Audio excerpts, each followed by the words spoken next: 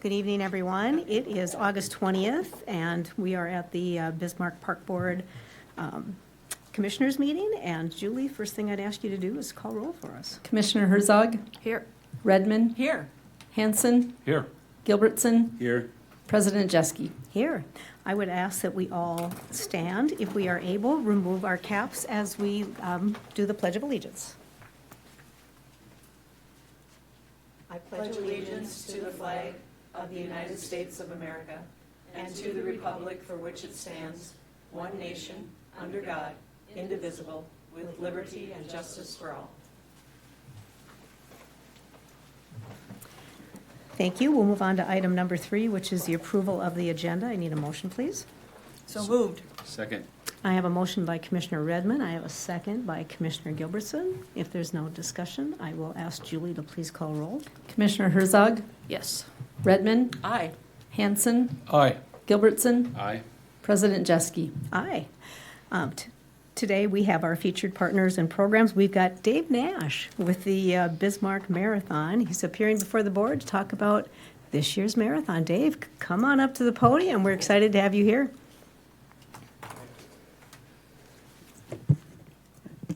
Yeah, Andy Nielsen and Patrick Johnson couldn't be here, so they called me off the bench. So that's why I'm here. I'll give you a few updates. This is a little bit stale, but there's 1,425 registered so far, and from 37 states and D.C. and four foreign countries. We have 280 are from outside North Dakota going to be visiting Bismarck-Mandan. 47% of the total is Bismarck-Mandan residents. And what else do we have here? The age range is all the way from 13 to the age of 85 are participating. There's 122 under age 18, 59% are women, and 51 are relays teams, which are sold out. I wanted to do, while I had a chance, do a little history of this and personally thank the park board, because without the park board, we probably wouldn't have been able to maintain the marathon as long as we did. I met with Bill at the Y in about 94, and they were kind of wanting to transition out of doing the marathon. So I got together with some friends, and we decided that we would do 1 or 2 years we'd help, and then we would take it over. So another person I want to mention is Keith Glott, who was a major sponsor for the first 5 years of the race. But yeah, we had to move to Pioneer Park for a couple of years, and then the road caved in. So then we moved to Sertoma, and we got the flood. So then we moved over to the park, Cottonwood, and still the flood. So I was an expert at certifying marathon races for a while, but and it was, the park helped. They brought pumps, because there was one part where we were literally pumping the water out as the Cottonwood as the runners were coming through, and that was a big help for sure. So the partner, and then we had guys that would come out and show us where not to put our post for the at Cottonwood, so we weren't hitting irrigation and stuff like that. So really, it's really kind of thrilling. I had a chance to. It's been a while since I've been involved with it, although they found me this year. To think back at how it really makes you proud to be part of a community like this, because it was, the park board didn't have anything invested in it other than supporting someone in a local race. And it was really nice. So that's it. What I've got. Any questions? We do. Commissioner Redmond. Thank you, President Jeske. Dave, it's so nice to see you. And yes, there's no hiding. They found you. No one gets off the island. But it's you're right, the history, but it's also involving a park all the time. And we're just so proud of that. Just the days of Pioneer Park and, Patsy Thompson driving the school bus to lead the runners out. And so I know you stand on lots of big shoulders, but you're also one of them. So thanks for all that you do for the running community and all the opportunities you provide. So thank you so much. You bet. Thank you, guys. Okay. Dave, can I tell my one favorite Dave Nash story? So I think we were at the Boston Marathon, And prior to the race, we were all on the bus, and you said, "Gosh, I probably should have ran more than 6 miles before the Boston." And yet, I think you still beat me. So, really appreciate all that you You do bet. for the running community. You know, you volunteer a tremendous amount of your time. Yeah. You put a lot of heart into everything, Yeah. and thank you for everything that you do. You bet. Thanks, Dave. My pleasure. Thank you, guys. Thank you, Dave. All right, we'll move on to item number 5, which is the disposition of bids. We have the Custer Park Stage disposition, and we'll ask Brad Gerholt, sorry, from AGL to present and review the bids. Good evening, President Jeske, Commissioners, Executive Director Leaker. Again, I'm Brett Gerholt here tonight to just walk you through a bid opening we held for the Custer Park Stage Replacement Project. And if you're not aware, that is removing the existing wooden stage and replacing it with a concrete stage. Roughly of the same size, maybe a little bit larger, but generally of the same size. Opened bids on August 12th. We only received one bid from Phase Concrete, and they're out of Cedar City, Utah. I'm not familiar with that company. We didn't have any correspondence with them leading up to the bid, but they did submit a bid of $90,000 for base bid. We did bid an alternate, which is to put a form liner surface on the outside of the concrete wall, help it to tie in with the park, kind of a cobblestone, fieldstone look. That price was $6,000, and so when you combine base bid and the alternate one, we have a total bid price of $96,000. We did do a opinion of cost, and our opinion of cost for the base bid and bid alternate was $47,500. So when you look at the discrepancy between our estimate and the actual bid, we don't feel comfortable recommending an award to that. So we would ask you to consider rejecting that bid. We'll work with staff to pick some schedules and get a schedule for next season to rebid the project. We do feel like numbers will be more competitive if we give them a little more time. We did hear from one contractor that they would have bid it, but they just were booked up with work for this fall. So that's kind of the summary. We have the numbers on the bid opening summary for you to look at if you need further information, but happy to stand for questions if you have any. Commissioner Gilbertson. Brett, do you think bidding doesn't matter if we bid in the fall or in the spring, or, I mean, what's your opinion? I think we should bid it this fall yet, get it rebid, get the numbers, but the completion date would move. Obviously, we'll be into winter, so we'll pick a date in spring or early summer of '27. We've talked a little bit with staff. We'll just have to look at the schedule for events there and make sure we can get it in there. We're probably looking at about a month, start to finish.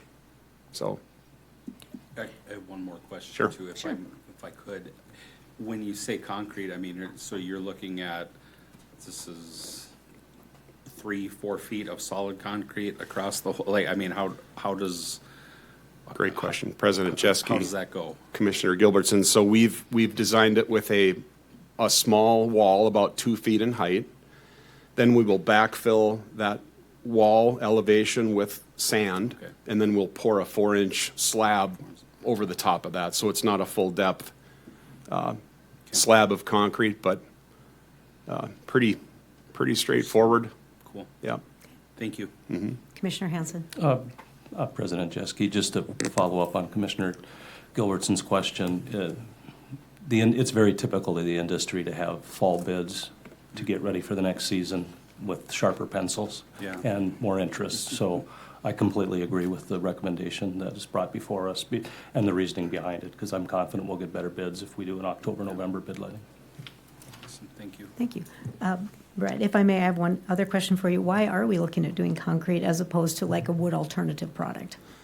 President Jeske, my understanding, and it's kind of industry known that will be like a 20-year lifespan. Wood, just as you know, doesn't perform quite that well, and the existing stage, has its limitations on its age currently, so it's time to replace it with something more durable. Yeah. Okay. Commissioners, any other questions? At this time, I'll look for a motion, please. Go ahead. Go ahead. President Jeske, I would move that we accept the recommendation before us and reject the bid received and rebid the project for the spring 2027 construction season. Second. Okay, we have a motion by Commissioner Hanson. We have a second by Commissioner Herzog. Do we have any other additional discussion? There being none, I'll ask Julie to please call roll. Commissioner Herzog? Yes. Redmond? Aye. Hanson? Aye. Gilbertson? Aye. President Jeske? Aye. Thank you, Brett. Thank you. We'll move on to the 2027 parking lot improvements. And we will have Brad Krogstad from KLJ come to the podium. Hello, Brad. Hello. President Jeske, Commissioners, Executive Director Leaker.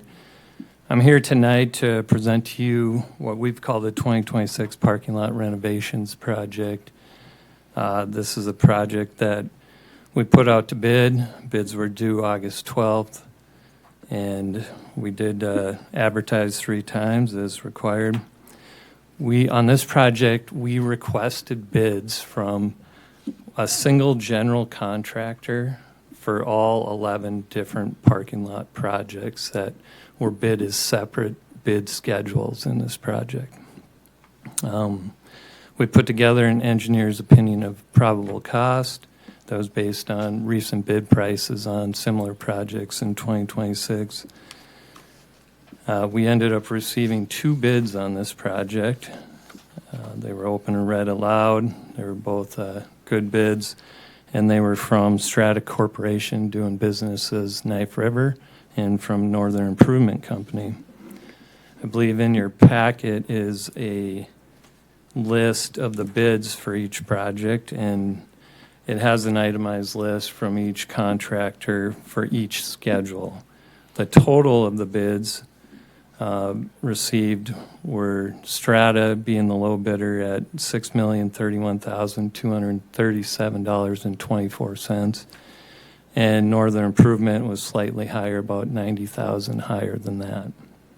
Both of these bids were lower than our estimate of approximately $6.2 million. So all really close between our estimate and the bids, which is generally an indication of very good bids.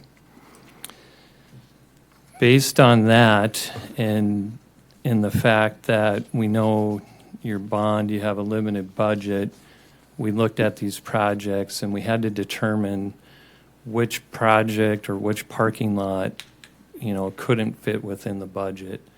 And this was known going in when we sat down and put this project together, that we knew you had a certain bond budget, and we bid at least one extra project in there just in case we got really, really good bids and that we could fit them all in.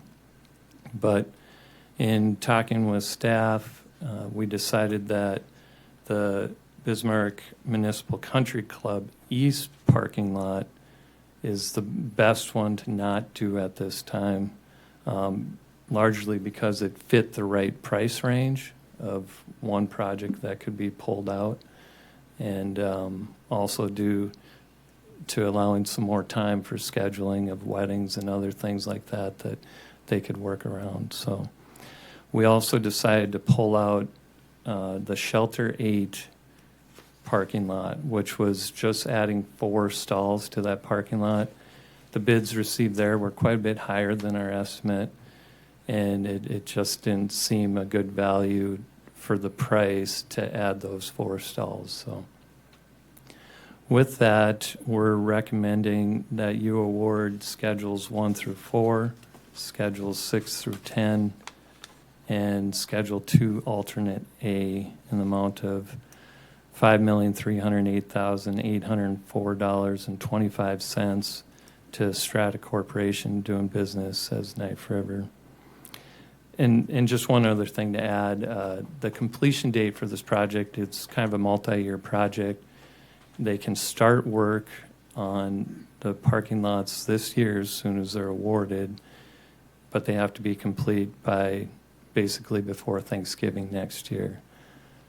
One other thing is that working with staff, we looked at the times that those parking lots are most used, and we've limited the time that contractors can work into those parking lots on each one. Each has its own schedule to a time that works well with all the user events going on at each site. So with that, I'll stand for any questions. Commissioners, questions? Commissioner Herzog? President, Commissioners, Brad, thanks. Just maybe a stupid question, but did we ever look at breaking them up to have Northern Improvement do some and Strata do some, depending on the cost of each? Because obviously they were lower on some and Strata, overall, Strata was lower on all of the pieces, but, or is that just a kind of a pain in the butt for them to get people rolling and, or does the price reflect, we want to do all the projects and you're getting all the project discount here? President Jeske, Commissioners, Commissioner Herzog. We did look at all those different scenarios. We kind of worked through those with former Executive Director Cliffville and staff and talked about the different options, what might be the better option or not. We also talked to some of the local contractors and got their opinion on what might be best. No way to tell exactly what the best way would have been, but based on that information we had at the time, it was determined that it would be best to bid it to one contractor, largely due to efficiencies and, both on the contractor side, understanding they have a larger project, on our side, managing it, in a variety of other reasons, so. Thanks, Brad. I think just people would probably want to know, hey, one of these was lower, but why didn't we pick that? So I appreciate the explanation. And I appreciate that, Brad. My question was going to be why were we going with a single general contractor? What's the value of that? But you explained it quite nicely, so thank you so much for that. Commissioners, any other questions for Brad? I'm looking for a motion. President Jeske, I move that we award Schedules 1 through 4, Schedules 6 through 10, and Schedule 2 Alternate A in the amount of $5,308,804.25 to Strata Corporation, also known as Knife River. I'll second that. We have a motion by Commissioner Gilbertson. We have a second by Commissioner Redmond. If there's no further debate, I'd ask Julie to please call roll. Commissioner Herzog, Yes. Redmond, Aye. Hanson, Aye. Gilbertson, Aye. President Jeske. Aye. Julie, do we need to also make a motion to not approve schedule? We are fine. Okay. We'll move on to item number 6 then. Thank you, Thanks, Brad, Brad. which is the potential tariff impacts to Schaumburg Ice Arena refrigeration package replacement. And I would ask Jeff Ubel to please come up to the podium. Hello, Jeff. How are you? Good to see you, President Jeske, Good to see you, too. Park Board members. Good to talk with you. So I'm here today, as you may recall, earlier this year, we bid the replacement of the refrigeration package for the Schaumburg Ice Arena. At that time, Simcoe Refrigeration, which is a Canadian company, they do a lot of their ice products are manufactured out of Toronto, or between Toronto and Canada. So they're a Canadian company. They do have business units within the U.S., but those are largely commercial refrigeration units, so groups that build large, so for instance, meat packing plants, those types of things. And so that was approximately a $2.9 million bid. Simcoe was awarded that bid, contracts were written, and engineering started on that process. So over the last few months, engineering has been going on, and the skid itself hasn't been gone into production yet. However, parts have been ordered in order for it to go into production. The delivery of the plant is scheduled for May of 2027. So this was going to be a year-long production process in order to get this plant. So as you may be aware, in mid-July, the U.S. government decided to through executive order, place 50% tariff on Canadian goods, certain Canadian goods. At the time, there was a lot of discussion that this was hockey sticks and maple syrup and whiskey. Well, as we found out at the end of July, it includes much more than that. And so on July 31st, this was a Friday, I received a phone call from Drew Perryman, who is the account manager for Simcoe, Simcoe's U.S. operations. Drew called me up, told me that after visiting with their customs attorneys and brokers and advisors, that they are suspecting that the refrigeration plant is a product that will also be subject to these tariffs. And he indicated at the time that the following week he would send a letter that would identify what they projected that tariff amount to be. I, of course, called Mike Wald, which he wasn't too happy about me ruining his Friday afternoon. And I think Mike hesitated to let Executive Director Leaker know and let him have the weekend off from this topic. Yeah. Yep. That said, the following week, on August 4th, we did receive a letter, which I believe is in your packet. This came from the Vice President of Simcoe Refrigeration, their U.S. operations, Jeff Hinson. This very clearly delineates how they arrived at their view of this particular issue. Within a couple of days of that, I received a follow-up in which Simcoe was trying to look for solutions to resolve this issue, at least to try to reduce the impact. And so what they indicated to us is that the tariff as it stands, based on their assumptions through the advisement of their folks, would be an additional $530,000. And so this is a 50% tariff on the retail price of the package itself. So the entire bid includes a lot of other things that don't have the tariff on it, such as, for instance, labor or pipe that they might be buying here. The follow-up provided an alternative, which they're suggesting would be less cost, still increased cost, but what they would do in this instance is they have a new refrigeration factory that they have built in South Carolina, and they were suggesting that they could move the fabrication of this plant down to South Carolina. However, that doesn't come without a cost, primarily because this plant isn't designed to fabricate this type of equipment. So all the pieces and parts that are Canadian would still have to come across the border and be subject to tariffs. At the same time, they would have to bring specialists down from Canada who work on this type of equipment. And that itself provides some concern for me personally, having folks that don't typically build this kind of equipment working on it. So this information was also shared with Parks and Rec staff. On Monday, myself, Executive Director Leaker, Mike Wald, Kathy Feist, and the Parks Board attorney met just to talk through what options are in front of us.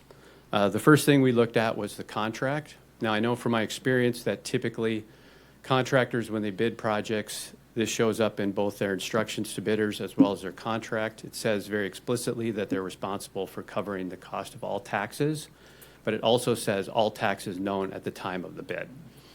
So that tells me that this clearly, when you look at when this was bid and when the tariff came into place, there was no way that Simcoe could possibly know that this was going to happen. So that kind of backs us into a corner a little bit. So we looked at the three alternatives that we have in front of us. Alternative one is the Park District does have it within the contract and within their ability to terminate the contract with Simcoe. With that, it sounds easy, but it's not quite as clean as just saying we're just fine, we're just not going to take this piece of equipment. As you can imagine, Simcoe has been working on engineering of this. They've ordered parts of that, so with that comes cost. And having some recent conversations with them today, I think I had mentioned at our meeting on Monday that I thought the engineering costs would be somewhere in the neighborhood of about $150,000. In questioning what Simcoe has into this project right now, it's probably closer to $225. They're going to break that down for me.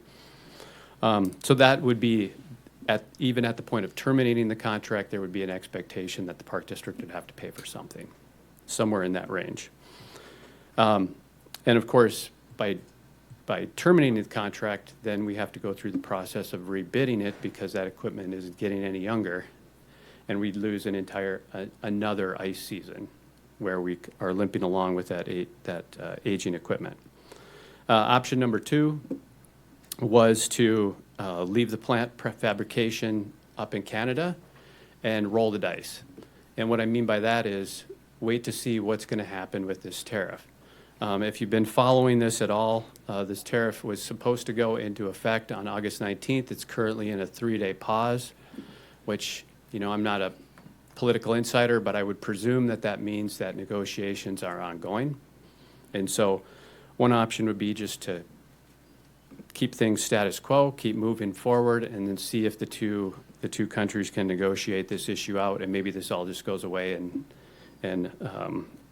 we can forget that I even came today. Option number 3 is to move the production of this plant down to South Carolina. I didn't mention that, but the premium on moving the production of this plant down to South Carolina is $371,000. The challenge with that is that if we make that decision to move it down to South Carolina, that's not something that can be unwound once we do that. Once we make that decision, that cost is an input cost. We'd have to write a change order in order to allow them to do that, and then we move forward. If the tariff falls off on Monday, then we're stuck with the $371,000 bill. So I don't want to speak for the folks that were in the meeting, but I think that we had some consensus that the prudent thing to do was to leave the plant production up in Canada and let this thing play out for a few more months and see if the two sides can't come to some sort of negotiation. They have essentially, the plant, like I mentioned, isn't scheduled for delivery until mid-May of 2027, so there's several months that can go by to allow for this to happen. Of course, the risk in that is that, someone gets mad at the other side of the border and all of a sudden the tariff goes to 75%, who knows? So, but I think that's considering that they're currently in negotiations, and we're on a pause, it sounds like maybe that's probably the best thing to do. So I'm not sure if Executive Director Leaker or anyone else would like to provide any other comments, but I could sure answer any questions you might have. No, thank you for that update. It's very concise and detailed. So, and after that meeting, with the people that were in the room, I did send out an update to each one of you. So I think Jeff did a very good job of explaining in more detail than I had sent out via email. But I think a consensus for everybody in the room was that, as Jeff said, if we do take that option to move it to South Carolina and it does, the tariffs don't go into effect, then we're stuck with $371,000. So I think in working with Finance Director Feist that, we have some options on the table if we do end up having to pay that $530,000 in capitals for next year. It's not the greatest option, but hopefully that's just a very low percentage of that happening. They might not completely disappear, the tariffs, but they might get greatly reduced. So I think we all concur with Jeff's and our legal counsel's. The best option is to kind of sit back and do nothing at this time. Commissioners, any questions for Jeff? Jeff, this is, disappointing news, of course. And I always feel bad because it seems like you have to stand in front of us a lot of times to take the bullet. But we really appreciate you explaining this to us. Commissioners, questions, and then I have some. Commissioner Herzog. President, Commissioners, thanks, Jeff. Yeah, that's like a how much risk are you willing to absorb sort of scenario. And we're just the little park board of Bismarck, North Dakota, but what are options for reaching out to our federal representatives and saying, ouch, this is significant for us? Yes, President Jeske, Commissioner Herzog, we've done that. We reached out to Senator Tobin's office about a week ago and put this in front of them, so they're aware of it. Yep. Commissioners? Commissioner Redmond? Thank you, President Jeske. I was just going to say if one poke is enough, or if individuals should, and then I would leave that with the Executive Director Leaker or with you. If multiple emails or phone calls should be made, please let us know how to do that. But again, Commissioner Herzog, right, is us in Bismarck, North Dakota, for U.S. tariffs are probably not a great big voice, but we're certainly willing to flex what muscle we have to make our concerns be known. So if you feel that would be important, please let us know. I think all of us would be willing to make those calls or make those contacts, please. Well, not to make you feel any better, but this is happening to 10 park districts across the country right now that are all facing the same exact thing. Simcoe has 10 plants waiting to cross the border. And they really are the expert in this refrigeration equipment, correct? I mean, they're just the standard in which everybody looks to. Yes, yeah. They set the bar for this type of equipment, and their equipment is in all of the ice rinks in Bismarck. Okay. Yep. All right. President Jeske. Commissioner Gilbertson. Yeah, I just want to say that I do also agree with the sentiment that is being talked about, because, I mean, it doesn't take much to realize that there's no rational or reasonable cause for a lot of these things that happen, and they could change 6 or 7 more times before September. So putting us in a financial bind unnecessarily or early, I don't think is a good thing. And to your point, given the fact that there are 10 other park districts or departments in this country that are going through the same thing, I have a feeling that there probably will be some pressure, especially with it being in an election year. Jeff, I'm trying to remember here too. So the plant in South Carolina, like I said, they really don't have the experts, so they would bring them in from Canada, correct? Yes. So if this, are we able to prepay everything? Either way, we'd have to pay the tariff once everything comes across. If they waive the tariffs and we prepay, we're still going to have to pay the tariffs if they are in place in September. And also, Executive Director Leaker and Jeff too, my understanding is we're on borrowed time with this equipment. This is not something that we can put off for 2 years. Even 1 year is a substantial risk because we could potentially lose ice in that arena. Yeah, so the tariffs aren't due until the plant crosses the border, until it reaches Customs and Border Patrol. Then they make the determination. Simcoe is very clear that they expect that even if it was $530,000, they identify that as being a cap because it's still subject to what Customs believes is the retail price. It's kind of a really archaic process, really. And so prepaying or anything of that nature doesn't really make the tariff go away. The only thing that does is if for instance, I've suggested to Simcoe, knowing that this could happen again, let's get the plant built as fast as we can, with, of course, a high level of quality control, and get it across the border, and we'll find somewhere to park it until we need to put it in its permanent location. Yeah. But that's really what's going to save us on this one is the tariffs being gone and the plant coming across when they're gone. And then in regards to your other comment, yes, that plant is at the end of its useful life. There's a cooling tower down there that I know that Dan Sedevy doesn't even like to look at when he walks by it, because it could fail at any time. And so, yes, this is something that really needs to get done in order to ensure that facility stays up and running for many years. Thank you, Jeff. Commissioners, any other questions for Jeff? Thank you. At this, Russ Hanson, Commissioner Hanson. Just a comment to follow Commissioner Gilbertson's comment about the tariffs. They have been very fluid, and they're on again and off again on certain things, and I don't expect that things would be any different, and who knows how they would go. So I think with the options that are ahead of us, that while not ideal, I think staying the course for the recommendation of the working group is probably the best thing to do now, given the fluidity of the topic we're discussing. Yes. Commissioners, if there's no other questions for Jeff, I'll look for a motion. Don't all raise your hands at once.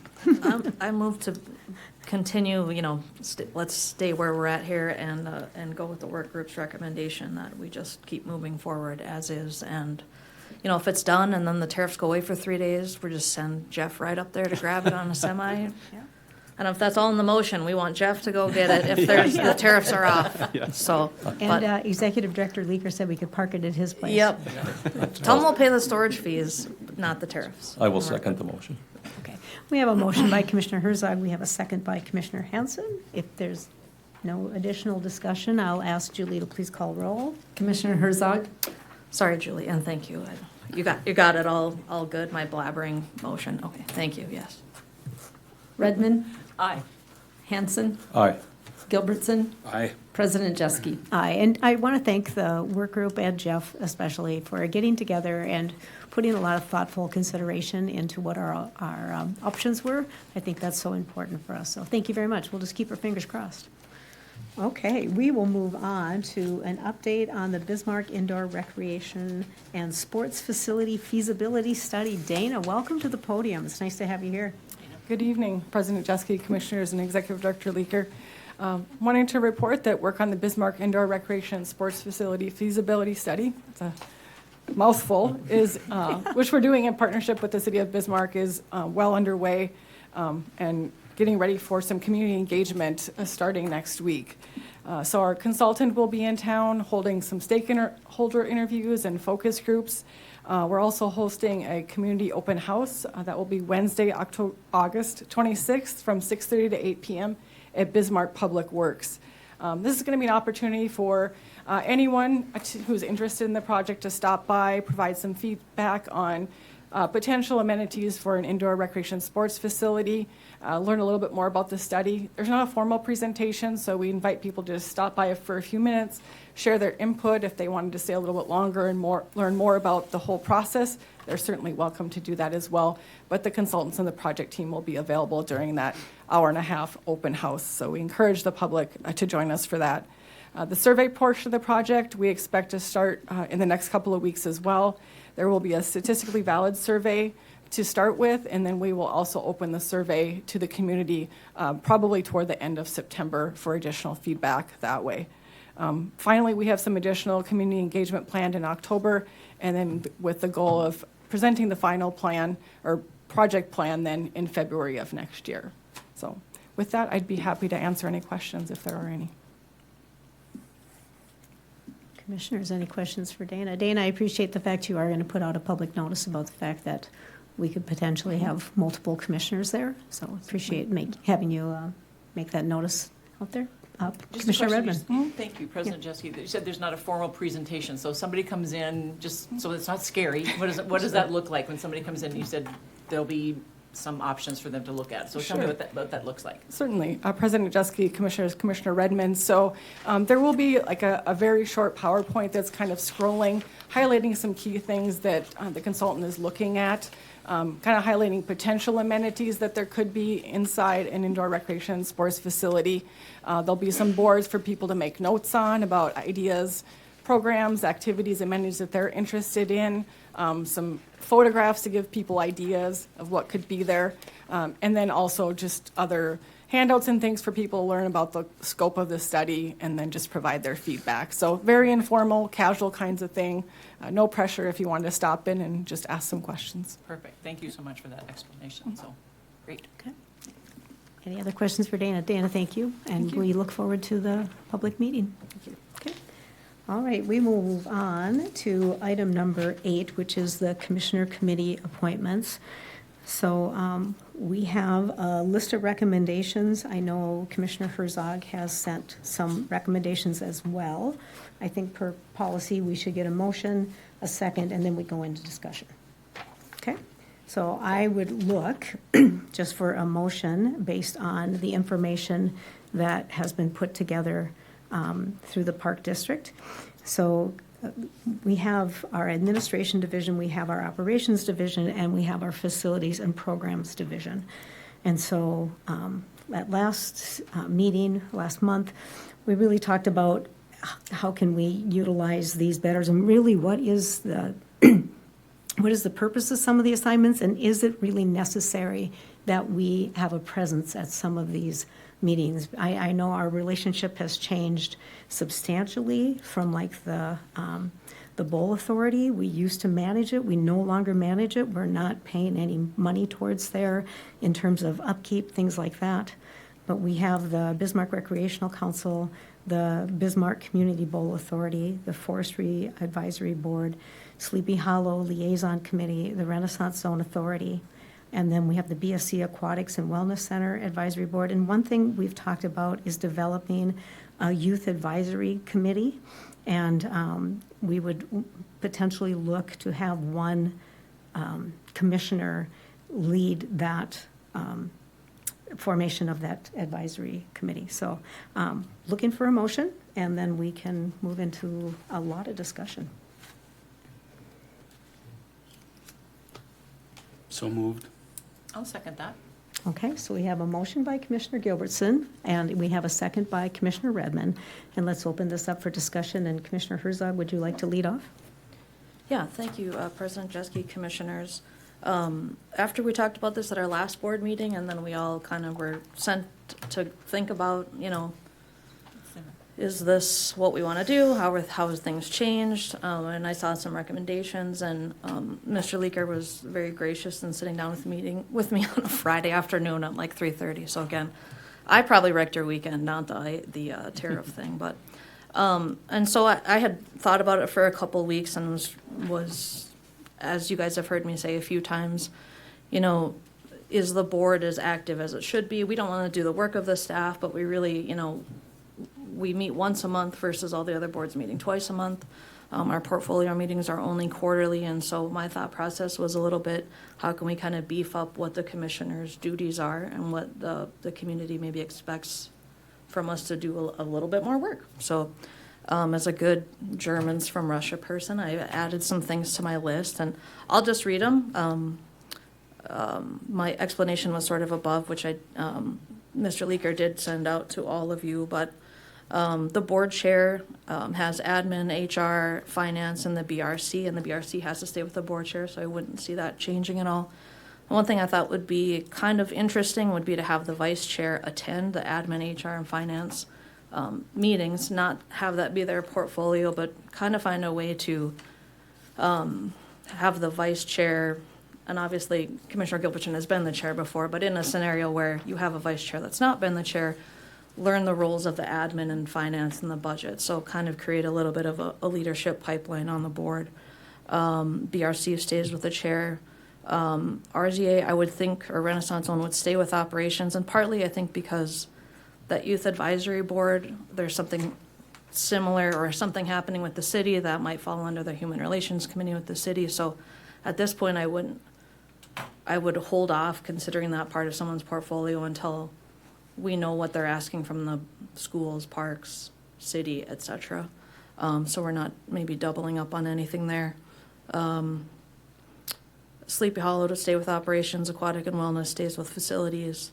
Missouri Valley Complex, I thought potentially could move to operations because I think Dave does a lot of the work out there from an operations standpoint, and that would give operations a little bit more beef, and the Community Bowl Authority to move to facilities, again, giving them a little bit more beef. The executive director can be the designee, the voting designee at the Missouri Valley Complex, at the Community Bowl, but I do think the commissioner of that portfolio should also be there when they can, so they're understanding what's happening as well, and just be a little bit more involved. So not be the voting member necessarily, have the executive director still do that, but attend as it would sort of fall under their portfolio, if that makes any sense. So those were just my suggestions. After we left the meeting, we were talking about should we make these changes.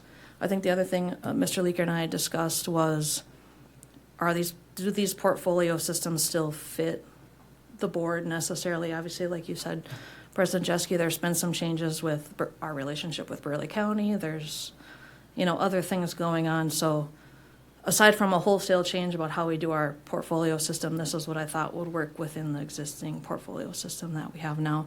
And those were just my recommendations to hopefully maybe get the board just a little bit more involved in meetings and have a little more work to do. I want to earn my $200 a month. So, but that's all. I'd be happy to stand for any questions or if anyone has other thoughts or ideas. Commissioners? The only thing, Commissioner the only Redmond. thing I heard that was a little bit different for Missouri, or the Bowl Authority, is that I don't know if we need a commissioner there, if our executive director is there, because we really have nothing else to do with that facility. We don't manage it, we don't run it, we use it once a year for the track meet, so I don't see us involved in it in any way.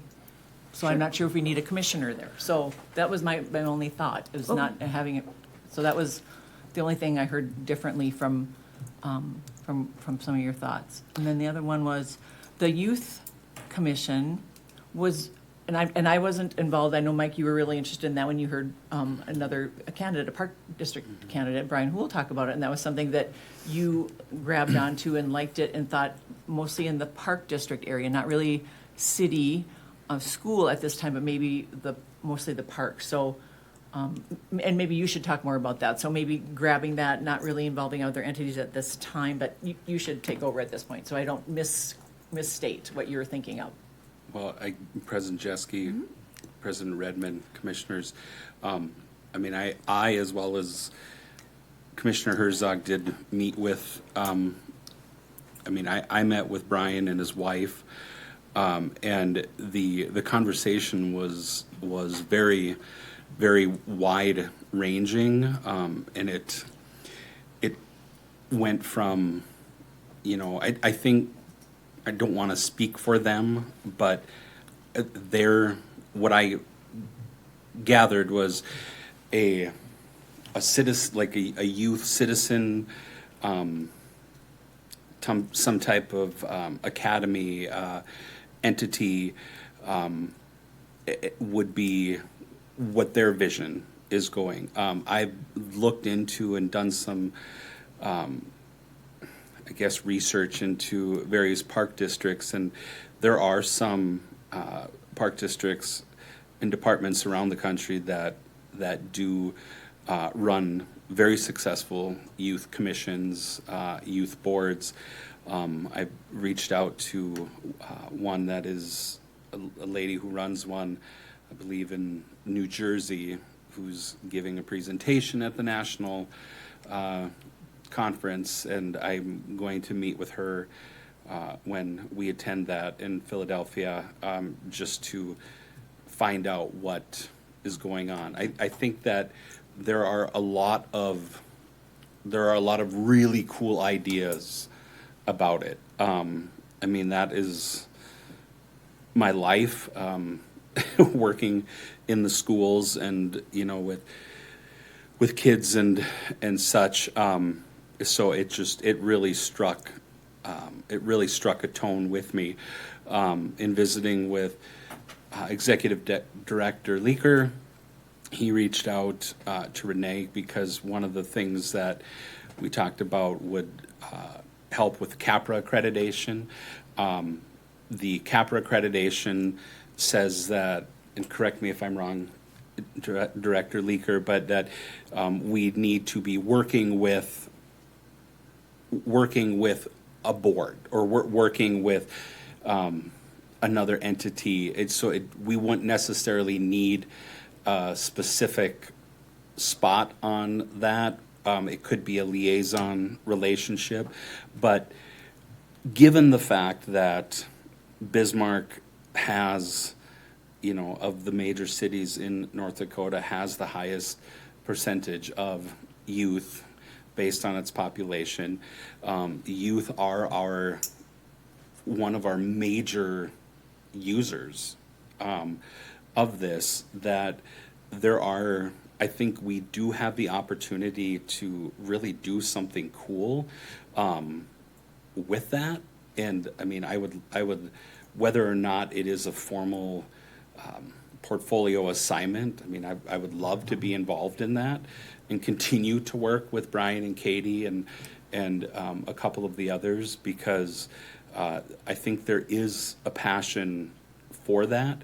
And like we mentioned in our discussions as well, like at the middle school where I work, our student council advisor, last legislative session, she had her kids up there, I think 4 times, testifying. And I know when I sit here and we have, like, for instance, when the young lady from, was it the Nishu Bowman? Nishu Yeah. Bowman, I mean, yes. like, seeing that, Yeah.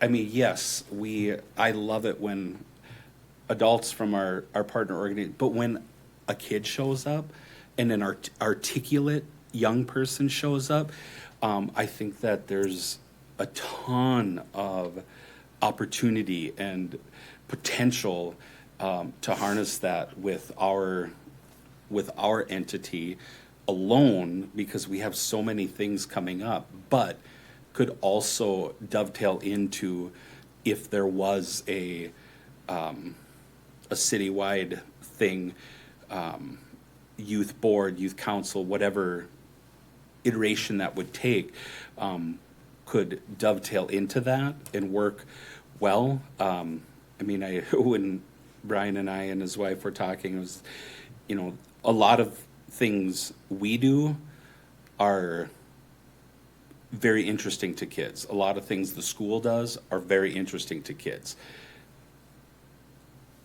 I mean, with the city, I mean, I don't know, if we're gonna get kids to be interested in water rates and, I mean, they, you know, that it's, crazy, I mean, crazy stuff, yeah. it's not saying that that is not an important thing, but,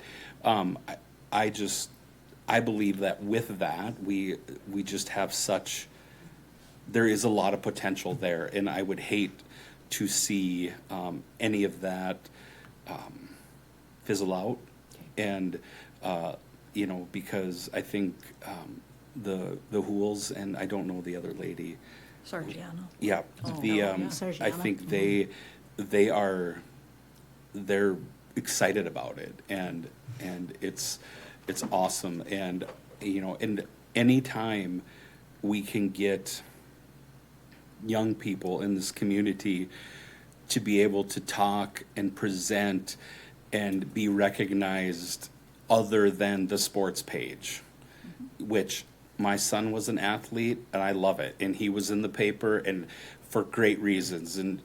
But there are so many kids out there that are good at so many things. And there are kids that are striving for the opportunity to get involved and learn leadership skills. And, you know, to your point, a leadership pipeline. I mean, that's those, you know, that's what it is, and you get kids excited about that. So I guess that's a really long-winded way of getting to your answer. If I may continue Absolutely, further, but Commissioner I hear your passion so much, Commissioner Gilbertson, and I love that, but I also hear, not really want a wait-and-see approach, but you'd certainly be willing to hear other voices coming into, whether it's a portfolio or a task force or whatever you want to call it, but I hear that of your interest and your rationale for wanting to move forward with that, and I applaud you for that, so. Commissioner Redmond, if I could answer maybe your two questions too, at least on the Community Bowl Authority, per the bylaws of the Community Bowl, we do have a seat. We have a voting seat. Right. So we have one vote, University of Mary has one vote, BSC has one vote, and BPS has 3 votes. Right. So I do think it's important that we're there, and I do think that as UMary maybe moves out to their campus, BSC is bringing on football, there probably are going to be some more in-depth discussions about the Community Bowl as a facility citywide. So that's my kind of rationale for, it's already used quite a bit, and I think BSC would like to use it a little bit more when they have football, and how does it all get divvied up? So I guess that would be my answer on the Community Bowl. I think with the youth board, I absolutely think we should be a part of it in some capacity. Sargiana Woodsky, who used to be the Human Relations Committee president, and now Katie Proudman, who is Brian's wife, is the current chair of the HRC. So if they're going to meet with, or they are currently meeting with the school board, the city, not sure if they're meeting with the county or not. So it just feels like maybe it's being an HRC-led thing. I think we should be a part of it. I just, from an organizational standpoint, I don't know how they're trying to set it up, I guess. Yeah. But I do absolutely think we should be a part of it. I just don't know that it's in the stage that were a part of it right now, because they're still kind of going Yeah. shopping it around and stuff like that, so. I just don't mind if we start our own stage. I don't think we need to wait. I think that we could, sometimes we take a We back could. seat sometimes instead of saying, we have some ideas and let's run with them, is a thought. And getting back to the bowl, again, but it's still, we don't have, we have one event there, it's still not our facility, and so, and if we have a representation there, I think it's fine to have just the executive director. I don't really know if it's necessary to have a commissioner there, to have two people there. Just, again, my opinion, so. Sorry, if I can continue. Yes. And since I've only been on for 2 years, but, so Executive Director Clipful went to the Missouri Valley Complex meetings? Yes. But it And was I was there, your- but I was non-voting, Right, so I just sat in the first row and right. did nothing. So that's what I would be suggesting in this capacity as well, that the commissioner is at least there to, be there in a similar capacity. And I will say, I did talk to Steve New about it, and I just said, I don't see the need to have two there. So there would be and he pretty much agreed with me at that point, and he did say, what we would probably have to do is just do an amendment to it, but that relationship is changing a lot as well, because we no longer, do the maintenance out there. Sure. So to me, like I said, I don't know if it's a great use of time, to be honest with you. I mean, I think it's fine for the executive director to be there. He has a seat at the table. He is a voting member. But to have a commissioner sit there for an hour, basically just listening and taking it in, but Executive Director Leaker can come back with any information that we need and share it within the commissioners. I don't think it has to necessarily be another person from this table sitting out in the audience. Sure. And I guess that's just my opinion, is I would prefer to be more involved. Not Dave would be the voting person there, but I guess I find it interesting to sit in that meeting for an hour and hear what's going on, and it gives me more layers of understanding, Are you volunteering So- for that one, committee? Again, I want to earn the $200 that I'm getting that I give to the feds every year, so, Yeah. as it goes through my checking account, so. But those are just my suggestions, Yeah. so we had the month to think about it, and that's what Dave and I discussed. Yeah, and, I'm just going to say, I'm very excited about the idea of us starting a youth commission. I think it helps us fulfill a CAPRA requirement. I think we're so fortunate in the fact that we have Vice President Gilbertson, who is involved with the school district. He's passionate about kids, and I think he can help pull this together because he understands the inner workings. To me, I think, personally, I would love to see Mike be the liaison on that one, just to help navigate those waters, because sometimes that's a little hard to do. So he can open up some doors for us, help us understand how things, the inner and outer workings are for the school district. But that's just my opinion on that one.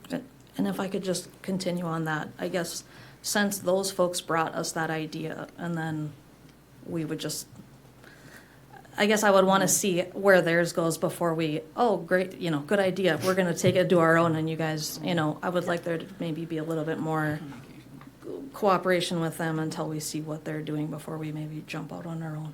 Commissioner Gilbertson. President Jeske, Commissioners, Commissioner Herzog, that was what I talked to them about, that regardless of what version it takes, or that it will be done in conjunction with them and their input, because, I told Brian that it was his idea and he brought it up, and I'm not gonna sit here and say this is my idea and I'm responsible for this.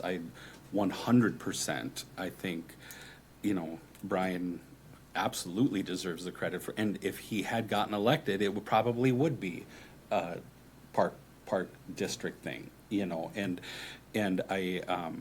but I got the feeling that very much, and I don't know if you got a different feeling when you met with them, but that it is about getting the kids involved.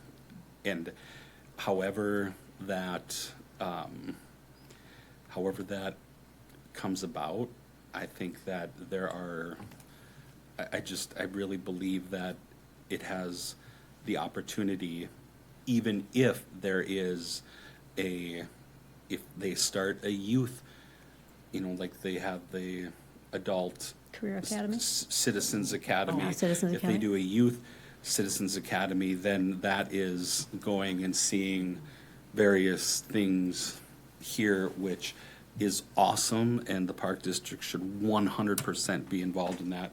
I guess I'm of the feeling that if we can find a way to give the youth of Bismarck a louder voice for what we do, and it might be where we have a youth commission to do this, or a youth advisory board, and then we can have a member to the youth.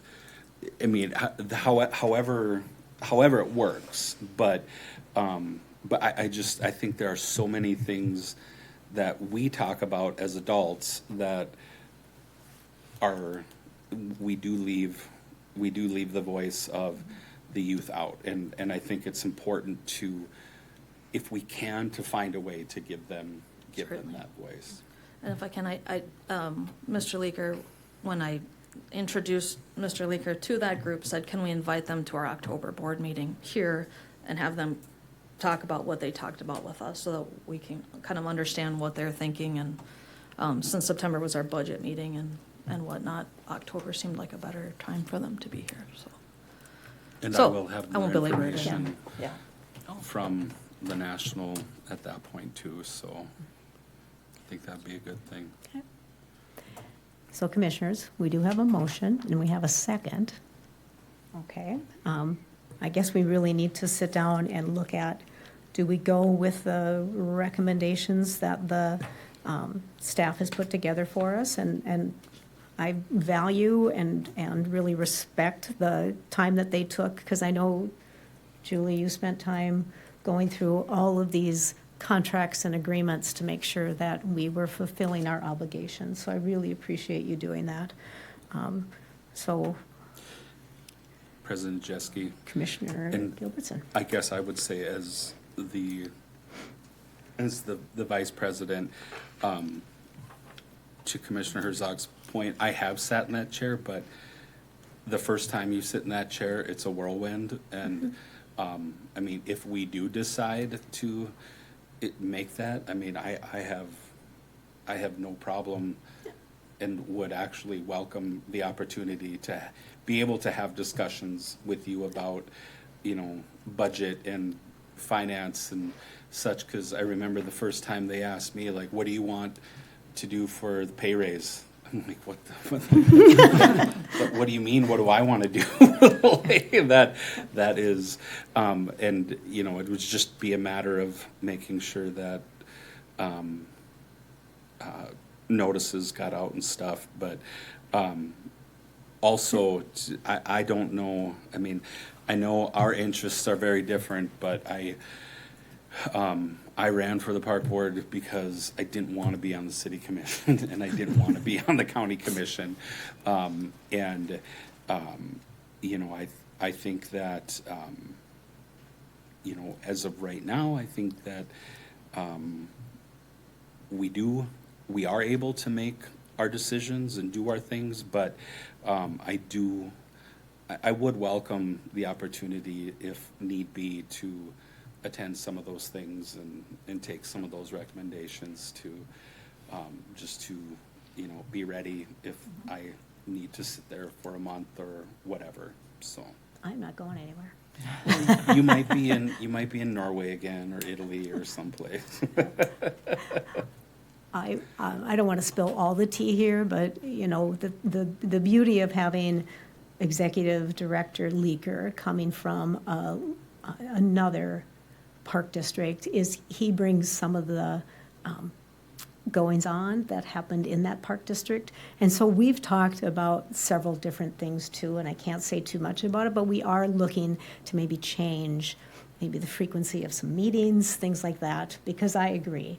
I remember sitting here and talking to former President Zimmerman, and he would say, oh yeah, Kevin and I met with so-and-so, and Kevin and I did this, and I'm just like, wow, some of that information would be so good to know going into these meetings. So we're working on becoming more transparent, more involved, things like that. So there's things in the works. We're going to eat this elephant a bite at a time. So we're going to start with the tail, and we'll move up from there. But yeah, there's some things that are going to happen that I think are going to be great, and I think it'll satisfy some of the things and concerns that you have, Commissioner Herzog, and I think the rest of us have kind of said too. We're pretty good, we're pretty smart, and we're ready to take this park district to an even higher level. So back to this assignments. And if I can, just one more comment, President Jeske, Commissioners. Obviously, Dave's pretty new here, so for him to come in and try and do a wholesale change in 2 months is just, we wouldn't do that to the poor guy. So No, we're giving him 3. Right. So, I mean, maybe it's something we revisit in 3 months or something like that. And once he's had more of a chance to just absorb the drinking from a fire hose situation, I'd welcome that. We'll keep that suggestion in our pocket, and we'll go from there. So we have a motion and we have a second. Do we want to vote on the recommendations that were put in front of us and then decide who takes what portfolio at that time? Or do we want to mix it up a little bit?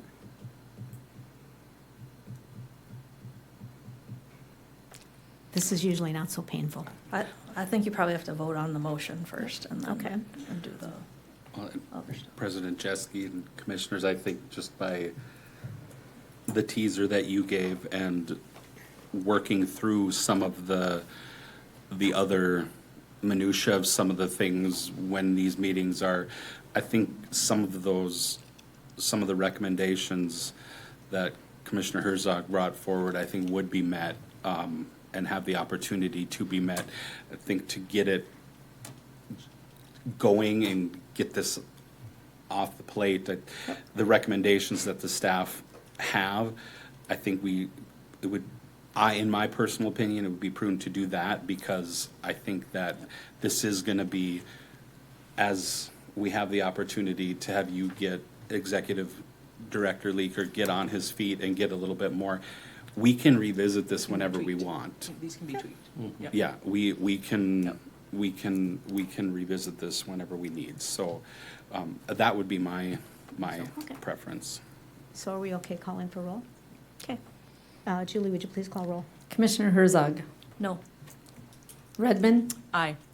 Hanson, Aye. Gilbertson, Aye. President Jeske. Aye. At this point, so do we want to, like, the youth advisory? Okay, so if that falls under facilities and programs? Okay, I mean, could Yes. that be something where if the opportunity, could it just be where I'm allowed to continue to have conversations with them and Yes. not necessarily have it be a line item in it, but that we can continue to have those conversations? Mhm. okay. At least to Do start. we want to ask Renee on that, Executive Director Leaker? I know she just walked out the room. So would we want to involve Renee in those conversations as well right now because of CAPRA? President Jeske, Commissioners, the question of appointing somebody to the Youth Advisory Board now, is that kind of the question? Yeah, that's- we'd look for a liaison or someone to kind of do a little bit more research, Just to things like continue that. the conversation. Continue Yeah. the conversations? I would Okay. agree with that. Okay, all right. So, did you two arm wrestle? We're gonna, okay. Oof. It was Okay. close. It was close, though. It was, so, Just get a little more excited about it, Commissioner Gilbertson. please. Your Mandan wasn't quite as a peak. Okay. So we will appoint Gilbertson to the Youth Advisory Committee. Facilities and programs, I mean, Commissioner Herzog, do you want to tackle the Aquatics and Wellness Center Advisory? Yep. Okay. Works for me. So we'll put that for Commissioner Get Herzog. to spend more time with Ryan then. He's excited. He back is. there. He's smiling Oh, from ear to he's ears, nodding happy. yes.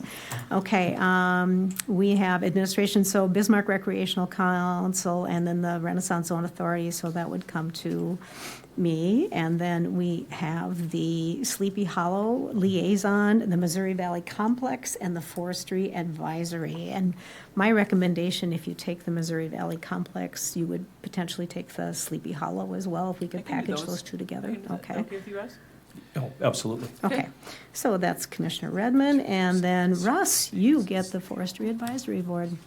Excellent. Okay, perfect. So thank you so much. That was a wonderful conversation. I'm sure everyone out in the chairs appreciated it too. So thank you so much for having very thoughtful and considerate conversation regarding that. So we're going to go on to the public meeting agenda policy. So we are looking to make some changes there. Executive Director, would you like to lead us, or would that be something we want Julie to talk to us about? President Jeske, Commissioners, I think after doing the research with looking at how the Bismarck Public School Systems and the city of Bismarck handles their public input, I appreciate our staff getting that information, and we just thought the best way to present this would be to split them up into two individual kind of recommendations. One would be for the public to get on our board agenda, and you can see is that outlined here. And then the second one would be the public comment section, where instead of having that at the end of a commission meeting, we'd have that at the very beginning. And I think our staff did an excellent job of kind of taking the best of everybody's policies and creating our own. So unless you have any other questions, I think the way we have it outlined would be our recommendation to approve. Do we want to make a motion and have a second and then go into discussion? So looking for a motion for, should we break them up separately, Julie? Okay, so we'll take, looking for a motion on the public meeting agenda item request policy. I'd move to approve as I would presented. Yeah. second. Okay, we have a motion by Commissioner Herzog. We have a second by Commissioner Hanson. Any discussion at this time? There being no discussion, I'll ask Julie to please call roll. Commissioner Herzog, Yes. Redmond, Aye. Hanson, Aye. Gilbertson, Aye. President Jeske. Aye, motion carries. Now let's go on to the public comment policy. I would look for a motion and what has been presented. So moved. We have a motion by Commissioner Gilbertson, Second. second by Commissioner Herzog. Any dialogue at this time or discussion? There being none, Julie, please call roll.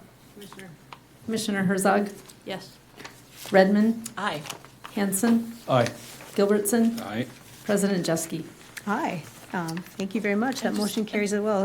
Commissioner Just a Redmond. comment, I just wanted to note that we've had policies. I appreciate the depth of these, however, but I just want to make sure people knew that they could always put something in the agenda and always speak at a meeting. But I just appreciate the depth of these and the further explanation. So, great job. Thank you for that, Commissioner Redmond. Okay, we'll move on to item number 11, which is the consent agenda. So we have a variety of items on the consent agenda, and they can be approved with one motion, or an item can be removed for additional discussion and separate action. So we've got the consideration of the July 16th and July 20th Park Board meeting minutes.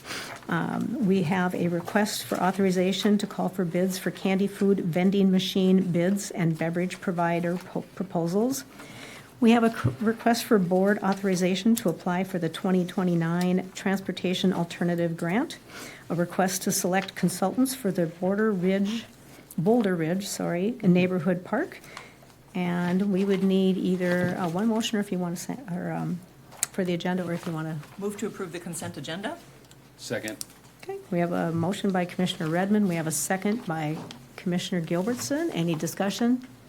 There being none, Julie, please call roll. Commissioner Herzog, Yes. Redmond, Aye. Hanson, Aye. Gilbertson, Aye. President Jeske. Aye. I'm looking for a motion for the approval of the bills, please. So moved. Second. We have a motion by Commissioner Gilbertson, a second by Redmond.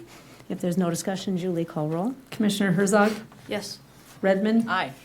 Hanson, Aye. Gilbertson, Aye. President Jeske. Aye. Our next regular board meeting is September 17th, 2026 at 5:15 here in the fabulous Tom Baker Meeting Room, and we will be doing the proposed 2027 budget public hearing. Meeting adjourned.